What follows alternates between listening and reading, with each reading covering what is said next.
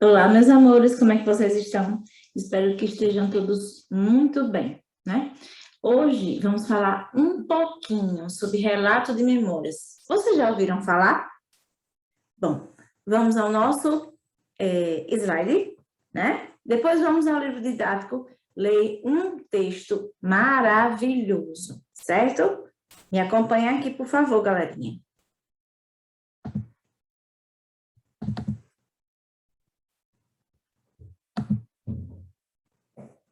Vamos lá, né? Sexto ano, relato de memórias. Claro que vocês sabem o que é um relato de memórias, né? Quem aí não sabe, não lembra das coisas de quando eram mais novos, das coisas boas, da casa a comidinha boa da casa de vó, né? Que gosta de contar, né?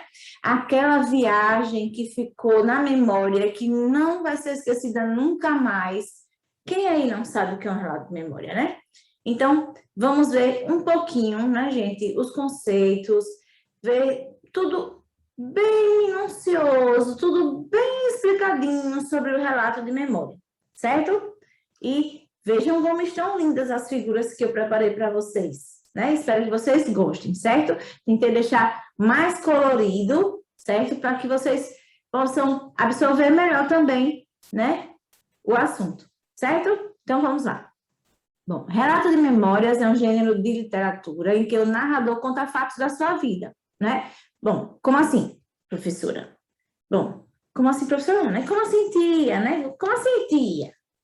Bom, gente, como é que vocês, né, vão contar as coisas da sua vida? Vocês vão pegar, né, vocês mesmos, vocês serão os narradores, os personagens dessa história, certo? E vocês vão, a partir daí, contar às outras pessoas, né? Como foi, assim, aquela viagem, né? Como eu disse anteriormente, aquela viagem, aquele final de semana na casa da avó, né? E assim por diante, né? Tudo que eu falei antes um pouquinho e ainda mais. Bom, é tipicamente um gênero do modo narrativo. Por que narrativo? Porque ali você vai contar uma história, certo? Você vai narrar fato. Então, é narrativo. Você vai contar uma história sobre a sua vida, certo? Assim como a novela e o conto, né, gente? A novela e o conto também são gêneros narrativos, ok? A novela com um pouquinho mais personagens, né? E o conto com menos personagens, não é isso? Porém, essa classificação é predominantemente atribuída a histórias verídicas ou mesmo, sim, baseadas em fatos ou acontecimentos marcantes na vida das pessoas, né? A gente só vai contar, né, gente, aquilo que é bom para a gente, que nos trouxe boas lembranças, não é isso? As coisas ruins a gente deixa que o vento leve, não é verdade? Vento leve tudo que for ruim, deixe só as coisas boas, não é verdade? Nesse tipo de texto, podemos sentir as emoções e sentimentos expressos pelo narrador, né? Quando você está contando sua história, você relembra tudo aquilo que você viveu e por conta disso, o que é que vai acontecer? Você vai sorrir, você vai ficar bastante feliz e vai transmitir essa sua alegria à pessoa que você está contando a história, né? Tal qual a narração, o relato pessoal, né, o relato de memórias, apresentam tempo e espaços bem definidos onde o narrador, né, em português assim bem, né, culto, né, gente? Onde o narrador torna-se protagonista da história, certo? Note que, além de narrativo, o relato de memórias pode ser descritivo, com a descrição do local, personagens e objetos, né? Quando a gente vai para contar alguma coisa, a gente geralmente não só conta os fatos, como diz como era o lugar, né? Como eram as pessoas, né? A gente descreve tudo direitinho, como foi aquele final de semana. Inclusive, às vezes, até, assim, fui para uma casa de campo, né? Lá tinha o pasto, lá tinha um lugar onde ordenhavam as vacas, né? Ordenhar tirar leite da vaca, né? Nós andamos a cavalo, os cavalos eram grandes, tinham as crinas bonitas, né? Então, vocês estão descrevendo o lugar, vocês estão descrevendo os animais, né, gente? Então, isso é fazer a descrição, certo? Vocês vão dizer como é, vocês vão mostrar como é cada coisa através das suas palavras, certo? Então, vamos para o próximo slide, galerinha. Bom, de acordo com o grau de intimidade entre os interlocutores, ou seja, a pessoa que está enviando a mensagem ou contando a história e a pessoa que está escutando a história, né, o emissor, quem está contando, receptor, quem está escutando, né? A linguagem utilizada no relato pessoal ou de memória, certo? Pode ser formal ou informal. Se você estiver contando para um primo seu como foram suas férias, você vai, o quê? Você tem intimidade com seu primo. Como você tem intimidade com seu primo, você vai usar uma linguagem o quê? Mais informal, porque você tem intimidade com ele, não é isso? Agora, se você for contar alguma coisa, alguém que você não tem tanta intimidade assim, mas que puxa um assunto e você não quer deixar a pessoa falando sozinha, você vai contar alguma coisa, você vai contar, mas de uma maneira mais assim, uma linguagem um pouco mais elaborada, né? Mas não precisa ser assim, culta, mas uma linguagem assim, não tanto informal, uma linguagem mais elaborada, certo? Sem muita intimidade, né? Observe que o relato possui função comunicativa, né? Muito importante na construção das subjetividades, podendo ser nas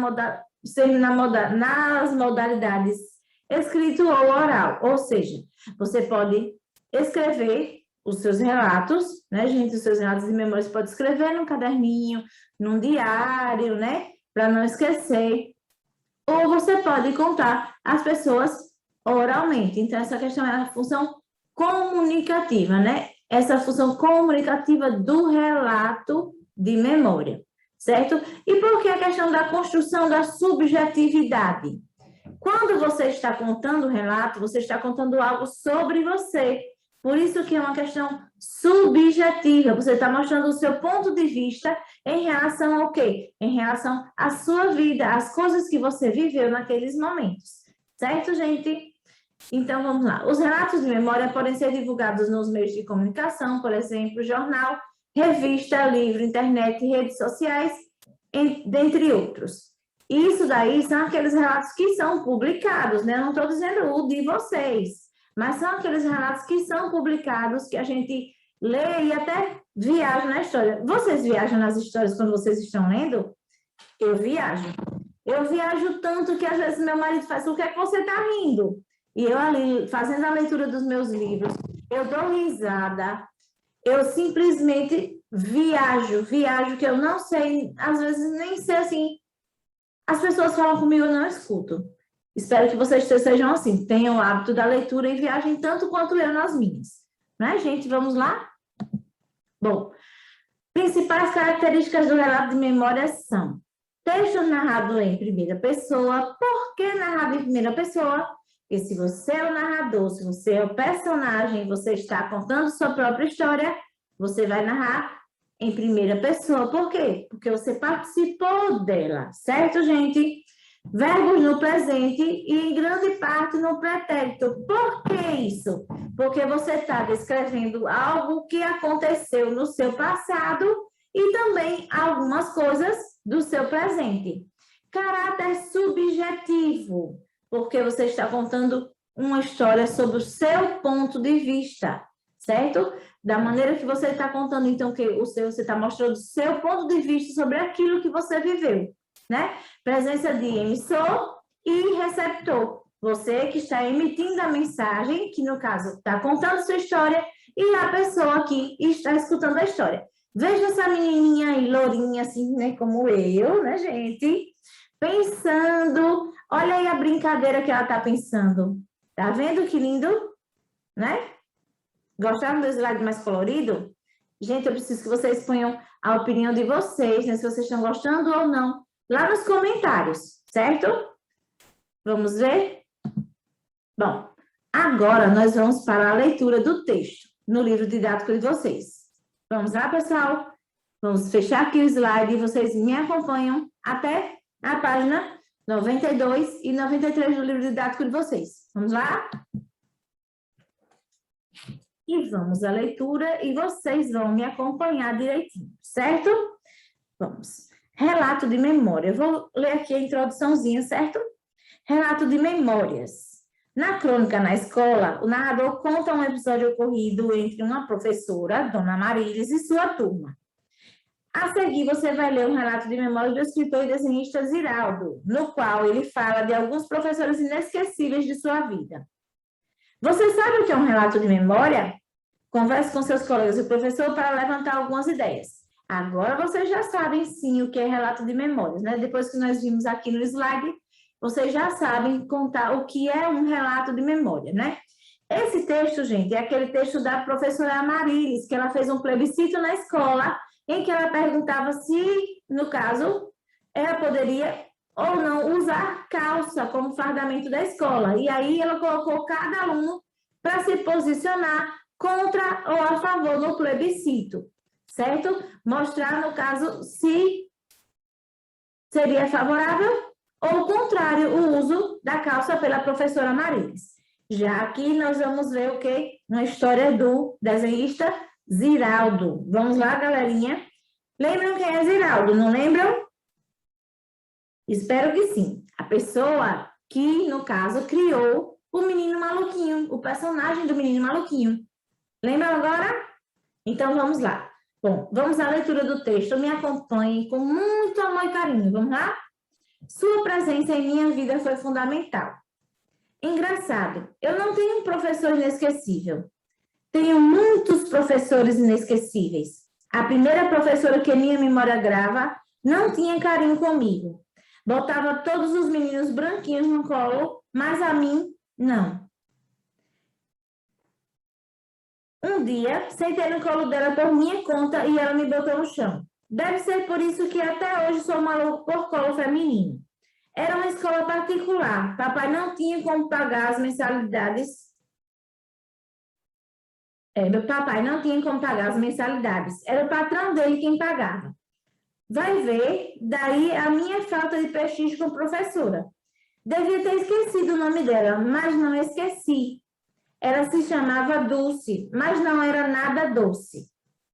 Felizmente, não fiquei muito tempo nessa escola, mas, por causa dela, vim vindo pela vida curtindo uma enorme carência afetiva, que consegui transformar em desenhos, livros, peças de teatro, logotipos, cartazes e ilustrações.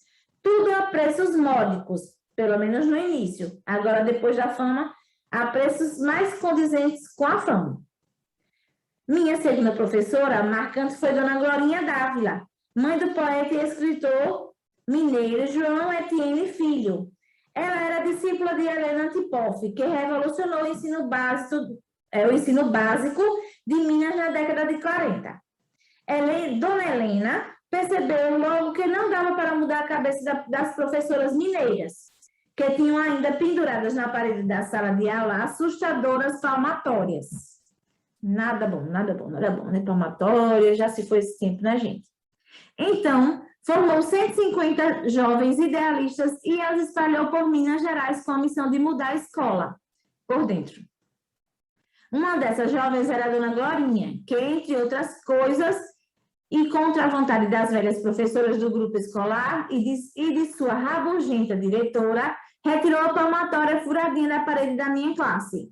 Só mais tarde foi que percebi que a luta de Dona Glorinha, que ela venceu, descobrindo bem mais tarde que sua presença em minha vida tinha sido fundamental para que não a perdesse de vista por aí, que não a perdesse por aí. Oh, meu Deus do céu!